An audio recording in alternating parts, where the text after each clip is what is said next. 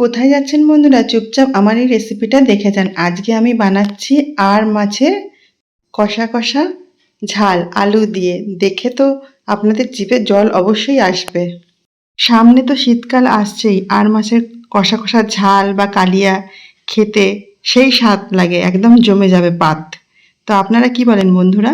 বক বক করতে করতে মাছ ভেজে তুলে নিলাম। এবার আমার মাছ ভাজা হয়ে গেছে। আমি ওই তেলের মধ্যে দিয়ে দেবো গোটা জিরে ফোড়ন আর তেজপাতা।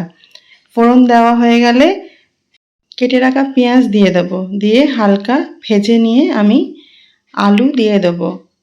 জানেন তো বন্ধুরা, ইলিশ মাছ, চিংড়ি মাছ, আর মাছ আমার খুব প্রিয়। তো মাকে বলতাম, মা আবার বাবাকে বলতো, বাবা বাজার থেকে নিয়ে আসতো আর মাছ, মা কষিয়ে রান্না করতো, সেই স্বাদ হতো খেতে। মায়ের হাতে সেই রান্না ভোলার নয়।